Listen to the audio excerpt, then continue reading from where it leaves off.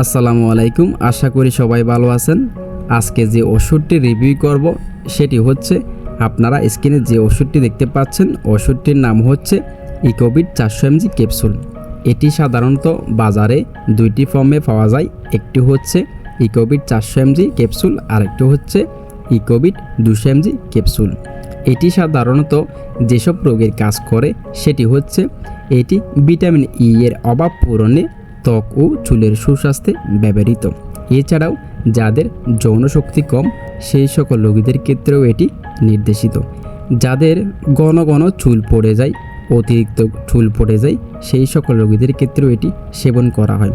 এবং যাদের যৌন ক্ষমতা কম, যাদের যৌন শক্তি কম, এটি যৌন শক্তি বৃদ্ধি করতেও এই মেডিসিনটি সেবন করা হয়। সাধারণত এসব রোগের ক্ষেত্রে এই মেডিসিনটি সেবন করা হয়। এছাড়াও কেমোথেরাপির কারণে রিউমেটয়েড আর্থ্রাইটিসের ব্যথা, সেই ব্যথার ক্ষেত্রেও কিন্তু এই মেডিসিনটি সেবন করা হয়। আবার অনেক সময় দেখা যায় আমাদের শরীরে হাতে পায়ে গিরায় গিরায় ব্যথা হয়, গিরায় গিরায় কামড়ায়, সেই ব্যথার ক্ষেত্রেও কিন্তু এই মেডিসিনটি সেবন করা হয়। আশা করি বুঝাতে পেরেছি ইকোভিট 400 mg ক্যাপসুল এই মেডিসিনটি কেন সেবন করা হয়। ওকে, এরপর আসুন আমরা এই মেডিসিনটির খাওয়ার নিয়ম বা সেবনবিধি কি জেনে নিই। এটি খাওয়ার নিয়ম হচ্ছে প্রাপ্তবয়স্ক একটি করে দিনে 2 বার অথবা 1 বার। এটি আপনি দিনে 2 বারও সেবন করতে পারবেন, দিনে 1 বারও সেবন করতে পারবেন। তবে অতিরিক্ত মাত্রায় সেবন করা থেকে বিরত থাকতে হবে, নির্দেশিত মাত্রায় সেবন করতে হবে। এটি আপনি বড়া পেটে সেবন করবেন, এটি বড়া পেটে সেবন করতে হবে। এটি আপনি পানি দিয়ে গিলেও সেবন করতে পারবেন, এটি আপনি চুষেও সেবন করতে পারবেন। তবে এটি পানি দিয়ে গিলে সেবন করা থেকে চুষে সেবন করলে উত্তম হয়। এটি চুষে সেবন করলে ভালো ফলাফল পাওয়া যায়। আশা করি বোঝাতে পেরেছি।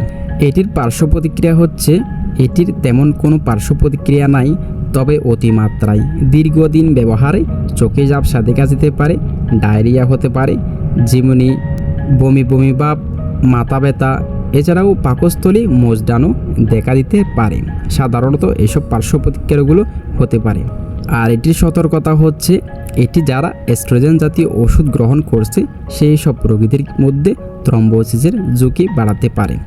আর 12 বছরের নিচে বাচ্চাদের ক্ষেত্রে এই মেডিসিনটি সেবন করতে পারবে না। আর যাদের লিভারের সমস্যা রয়েছে, কিডনির সমস্যা রয়েছে, তাদের ক্ষেত্রে খুবই সতর্কতার সাথে ইকোভিট 400 mg ক্যাপসুল এই মেডিসিনটি সেবন করতে হবে। এবার আসুন গর্ভাবস্থা ও স্তন্যদানকালে এটি সেবন করতে পারবে কিনা জেনে নিই। এটি সাধারণত নির্দেশিত মাত্রায় ভিটামিন ই অথবা ইকোভিট 400 mg ক্যাপসুল এই মেডিসিনটি গর্ভাবস্থায় এবং স্তন্যদানকালে নিরাপদ, অর্থাৎ গর্ভাবস্থা ও স্তন্যদানকালে সেবন করতে পারবে নির্দেশিত মাত্রায়। অতিমাত্রায় সেবন করা থেকে বিরত থাকতে হবে। এবার আসুন এই মেডিসিনটি কারা সেবন করতে পারবে না। এই ওষুধের প্রতি অতি সংবেদনশীল রোগীদের ক্ষেত্রে এই মেডিসিনটি সেবন করতে পারবে না। আর এই মেডিসিনটির বর্তমান এমআরপি হচ্ছে, বর্তমান বাজার মূল্য হচ্ছে, প্রতি বক্সের এমআরপি হচ্ছে 300 টাকা। তবে আপনি ডিসকাউন্ট দিয়ে আর কম দামে বাংলাদেশের যে কোনো ফার্মেসিতে খুব সহজে পেয়ে যাবেন। তো বন্ধুরা, এই ছিল ইকোভিট 400 mg ক্যাপসুল এই মেডিসিনটির সংক্ষিপ্ত তথ্য। ভিডিওটি দেখে যদি সামান্য পরিমাণ উপকৃত হয়ে থাকেন তাহলে একটি লাইক করবেন।